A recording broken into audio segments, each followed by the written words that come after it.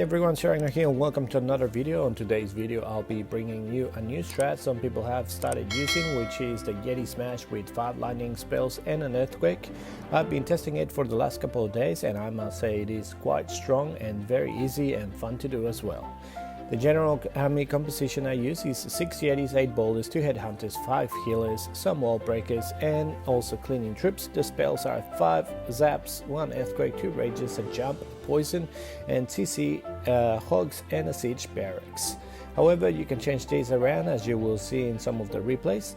I have a couple of war attacks and a few of my legend attacks against common legend league bases, so let's jump into some attacks.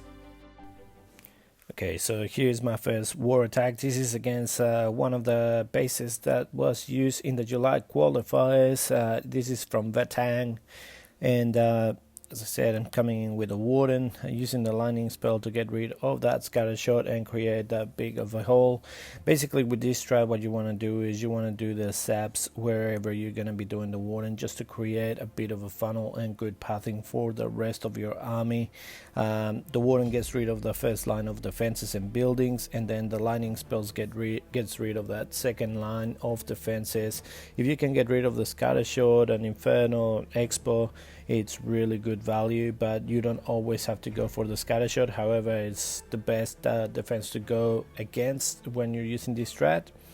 On the other side, you can use the king and the siege barracks to do the funnel. My king ended up walking in, so I had to use a Yeti and improvise and put my siege barracks down there.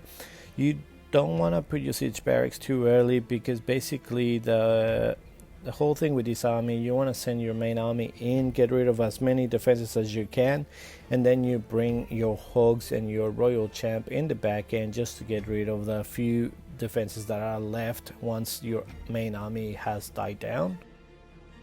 So the town hall goes down, everyone keeps going in. As I said as well before, I usually bring 2 rages and 1 jump. However, in this base I noticed that if I brought 2 jumps and only 1 rage, I would have a better use of my main army pushing all the way to the back where the eagle was. The hogs are still alive with the royal champ. The royal champ still with her ability. The queen and the warden are still in the center. The warden tanking for both of the expos while the queen is getting rid of everything else. We've got the wizards from the siege barracks just cleaning all of the trash buildings from the outside. Still have both of the queen and the RC abilities. I usually like waiting until I really have to use the abilities. And that's it, all the defenses are down and now it's just clean up. So this was one of the toughest bases from Vatang in the July World Qualifiers, and if you find it, this is the way that you can triple it. So this is from my other war attack with my other account, and on this one I put the warden there with Cockaloon and my healers. I didn't realize that the expo was on air there, so it starts hitting my healers. I put them on that side because I didn't want the air defense to start hitting them. I used my earthquake to get rid of that scatter shot in the middle, and I wanted my warden to get rid of the multi-inferno and the whiz tower, so I just sent a couple of loons to get rid of that expo so that no more of my healers die to it. So there's the warden getting rid of the whiz, should be getting rid of the multi-inferno next. I put a couple of sneaky goblins on the gold storage, and that's mainly to make sure that my king walks towards 3. I will put my king and the siege barracks there just to create the other side of the funnel, and then just send my main army in. Also, at the moment I don't have super wall breakers, I'm just waiting for the CWL wig to start to get them. But if you have super wall breakers, this attack is even easier. So I just send the normal wall breakers for them to go in. I've got 1 jump which is gonna connect from the town hall into the eagle and that section with the 2 expos. Put the last rage down there. The Yetis are coming back in. Now the hogs are coming out of the siege barracks with the royal champ. They're going to be able to go around and keeping the main Yetis going in the middle of the base. So they're all moving south. Thankfully that Inferno as well is a multi-Inferno, which is really good for me, otherwise the queen will be dead now. Hawks are still alive, the Royal Champ is still alive with her ability, the Queen's still alive with her ability, and we still have a couple of Yetis there smashing on a wall. Now the Royal Champ uses her ability, hits all of the remaining defenses. Now there's only one AD left and this base is crushed. So these were two war attacks where I used this strat. As I said, it is quite strong, and if you identify a proper base where you can get the value from the Zap and then the Warden Walk from the outside, it's really good. Now we're gonna go to some of the Legend League attacks. So in this one you will see a lot of ring bases and stuff. For me the hardest thing is identifying what to use or where to use my zaps. So I put the Warden out there. I thought, okay, I can zap the Scatter, the Inferno, the Wiz Tower, and on this one I misplaced my Earthquake. I didn't want to wake up the Town Hall, therefore I moved the Earthquake a little bit to the outside, and I thought it was going to hit the Scatter, but it didn't, and because it didn't hit the Scatter stayed up with a little bit of health. Then as I was looking for my Siege Barracks, I noticed that I didn't have any Siege Barracks, and I didn't want to use my Blimp, so I decided to adapt on the fly and put the Wall Breaker as well, so you'll see it in a second. Just letting my Warden keep getting rid of those defenses just to make sure that the funnel is created. Here's the Wall Breaker coming in from 12 with the King, and that's just going to create the other side of the funnel. Now I do have the Wall Breakers as well, and then I'm just going to jump in the center of the base. So here they all come in, the Wall Breaker is helping them stay centered. I put the jump there to make sure that they do jump in. The King is staying on the outside, clearing some of the defenses, and then from the Wall Breaker all my Hogs are going to come out. Rage in the center. I decided to put my Royal Champ at around 8 o'clock just to get rid of those defenses on the outside. There weren't too many, so I thought the best value for her was there. So as you can see on this attack, I had a couple of things that went wrong, and it's still nice and strong going all the way through. Now it's just the back end, the Expos, which with the Yetis and the Bullets still alive, and the Queen still alive with her ability, we're going to be able to get rid of them.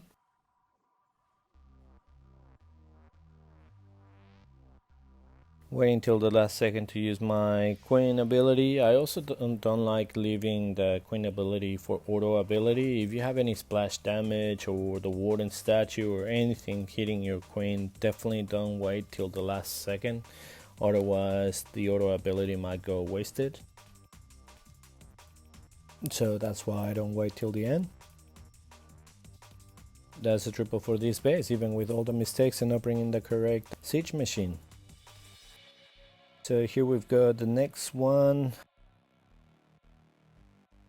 kind of a common base, so trying to figure out where to zap. So as you can see, there's the scatter shots there with a Wiz Tower, Mortar, Arch Tower. With only 5 zaps and 1 Earthquake, you can't zap the Clan Castle or the Eagle, so everything else you can, just not that. So the Loon manages to bring all of the CC out. Thankfully it's 3 witches, which you can kill with the Warden. If by any chance you have headhunters coming out of the Clan Castle, you have to put that poison down extremely quickly, and you need to, as soon as the headhunters are hitting your Warden or close to your Warden, put a couple of Wizzes there to help the Warden, otherwise your Warden will go to ability and that will be wasted. So here I've got the Warden just created the other side of the funnel. It's already created, putting the King and the Siege Barracks on the other side, and then just sending the Wall Breakers in. Now that the multi was being tanked, and then we can put the jump to go into the center of the base. Here they come. We still have our 2 rages. Use the first rage with the Warden ability. The hogs are coming out. They're going to be going to that single inferno. I usually also like giving them a little bit of time to get to the inferno before I send my royal champ. You don't want that single to lock onto your champ when you still have hogs that could tank. And that's the center gone, and now it's just walking around the ring. Royal champ is about to go down, but she manages to get rid of the eagle, which is really good value. And the last inferno is a multi-inferno, which is really good for us. When you're using yetis, if there's multi-infernos, it's a lot better than if you have single infernos. Queen walks up, gets rid of that multi-inferno. We've got some yetis to the south, and the queen getting rid of the buildings to the west. With her ability, she's going to be able to get rid of a few more defenses up there.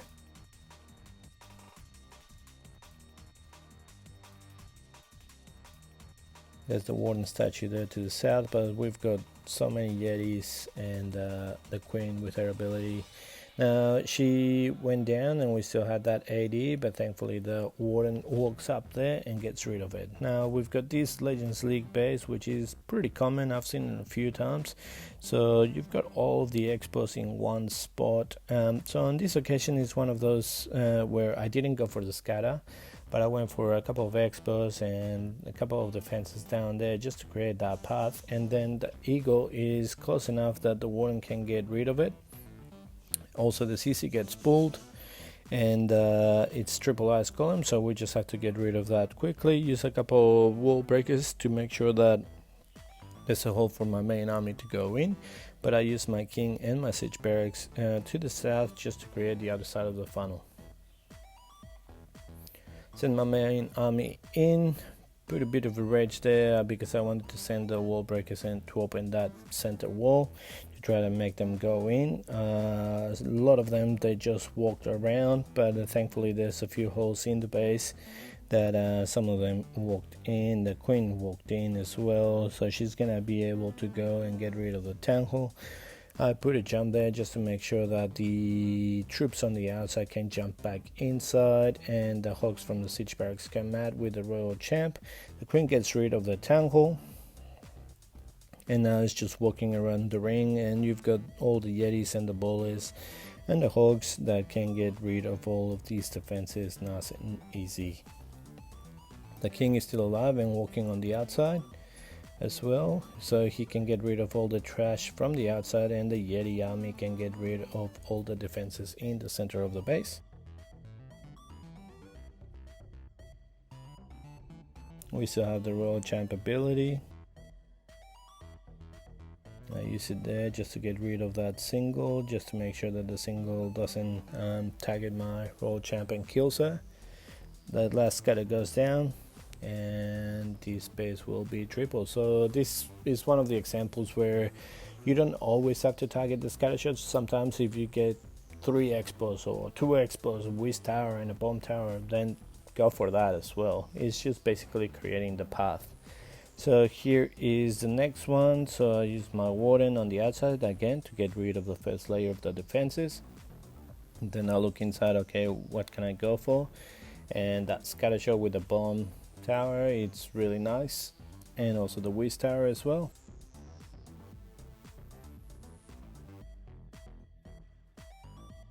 Give the warden enough time just to create that trim those defenses, and then I put this is something I usually do as well. I sent a yeti in to start a bit of a funnel, but also to pull the CC. Basically, if you send the yeti in and pulls the CC and a couple of headhunters come out, everything else will target the yeti, but the headhunters will start going towards the warden. So then you can just use the poison and a whiz, and the headhunters will die, and then there's no issues there. And then the yeti and the king can get rid of the rest of the CC. So that's why I usually do it. So sending the rest of my army in to the base. Basically, with these ring bases, if you go into the center and with your main army and you get rid of the center defenses, the outside is a lot easier to just walk it. But yeah, that's something I do suggest, using the one Yeti. So you have 6 Yetis, so you can use the one Yeti just in one of the flanks, just to get rid of some of the defenses and trim some of the outside buildings. You can use it to help the warden clean his side, or you can use it on the other side to lure the CC. So that's pretty much what I've been using it for. This one, the warden is still alive with the healers. All of the healers are still alive. The queen, I just pop her ability so she comes out. There's the one archer tower goes down, and then there's the king. Once we get rid of the king, then it's just clean up with this base.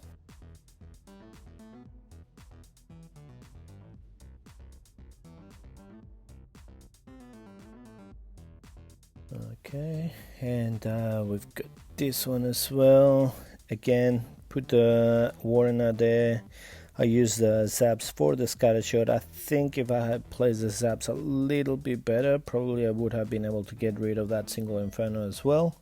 But I was a bit of a noob. On this occasion, as you can see as well, I put a Yeti at 230 just to trim the defenses, and then the Yeti mods will jump in and get rid of that archer tower. That's another reason why I use that one Yeti for trimming some of the buildings. It also gets rid of the defenses. Put my siege barracks around 7 o'clock and send my main army in. Now I send my wall breakers under the warden ability. I was hoping that they were gonna go to the next layer, but they didn't, so I just put the jump there. Now also with these town halls, I try making sure that my ball is path towards the town hall, but not on top of the town hall. If they're not on top of the town hall, then you don't have to worry about your warden ability, because they won't be in the blast. It's only when they're on top of the town hall that you have to worry about popping it exactly when the town hall goes down. So if you place the jump correctly, then your troops won't go on top of that town hall, and you can use your warden ability a little bit earlier. And they will still target the town hall because they can hit over the walls. So now it's just walking around the base. The royal champ, I use her ability just to trim those defenses. Some of the Yetis were tanking for the queen. We still have all our healers alive. There's the cannon, and there's a Tesla farm at 12. And the royal champ, which the queen is gonna get rid of nice and quick here. We still have her ability, so I decided to keep her ability until we go to the north. So we will need her ability to just get rid of that Tesla farm up north, and then this is gonna be another triple. So that's that one done, and I think we've got a couple more. So we've got this one again, trying to see where to use the zaps. Then I put my warden. Always set the warden first, because it's going to take him ages to get rid of stuff. On this base I can zap 2 expos and the scatter shot, and then the warden can just get rid of the first line of defenses, which is the cannon, the archer tower, and just make sure that it doesn't get targeted by the single inferno, otherwise it's goodbye warden. Use my siege barracks and my king in the south. I put the yetis and the bullets when I can see that the inferno was targeting my warden, just to pull him away. Use my wall breakers to break into that wall, first wall. That way I can use my jump in the center of the base. Again, my bullets aren't going towards the town hall, they're gonna be passing by, so I don't need to have my warden ability for the bullets as the town hall goes down. That jump just makes sure that most of my army goes in, and the hogs from the siege barracks with the royal champ can go on the outside, getting rid of the other defenses. The siege barracks kills my hogs pretty quickly, but everything else just gets rid of all the defenses there. So the royal champ can keep trimming all of the defenses on the outside as my main army is pushing in the inside. The queen is also there, thankfully another multi-inferno, so I'm gonna be able to get rid of that very quickly with the queen. Now there's the royal champ there in that compartment, so I decided to use my royal champ ability just to make sure that she can get rid of some of the defenses before she gets killed. And then my king ended up killing the enemy RC, And again, the Tesla farm to 12, but I've got all the Yetis, ballers, king, just getting rid of those defenses. The queen manages to hit a little bit that gold storage before going down, and after this Tesla goes down, there's only those 2 cannons left with a lot of army left. Just push in, the cannons go down, it's just the elixir container, hit it, and down it goes, and this is a triple as well. So yeah, this strategy has been really good. It's pretty fun to use as well, and yeah, just trying to figure out, okay, what am I gonna zap? So in this base, we've got the scatter 2 expos. That's really good value. The main thing with this one is just placing the earthquake correctly to make sure that you can get rid of those defenses, and I also managed to get the multi-inferno as well, and I didn't wake up the town hall this time, which is really good. That's what you want to do. So I used the king and the siege barracks on the other side to create the other side of the funnel. So as I said, the basics of this attack, finding where you want to zap, you zap that's going to be for the middle defenses, the wooden for the first defenses, and the buildings just to create that path.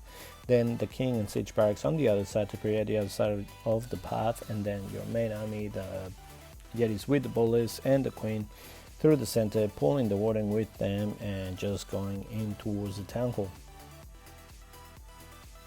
So I've got the sneaky goblins and the hogs coming out of the siege barracks, and I'm gonna be sending my RC with them. To be honest, I'm not 100% sure if I was using sneaky goblins and hogs so that if I had to use the blame for a centralized town hall, I use it.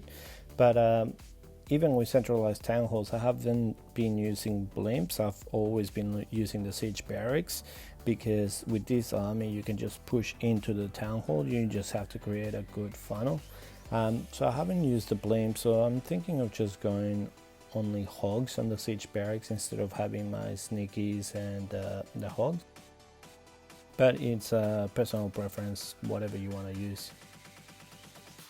And pretty much this base is got it, and now we just have a little bit left, but we still have a couple Yetis, 4 Yetis, 5 bowlers, the queen with her ability, the warden still up, and not many defenses left, and this is another triple. So yeah, as you can see, like, I've used it in War, I've used it in Legends League. It's a really nice army to use, really fun to use, and really easy to use as well. As I said, the basics, you find where to zap, then that's where you place your warden. For the warden walk, you don't want to do the zap and then put your warden, because then you're going to run out of time. So you do that, then the other side for the funnel, and then your Yetis into the town hall. So hopefully you enjoyed the video. If you did, please click the like button, subscribe to the channel, and I'll see you next time.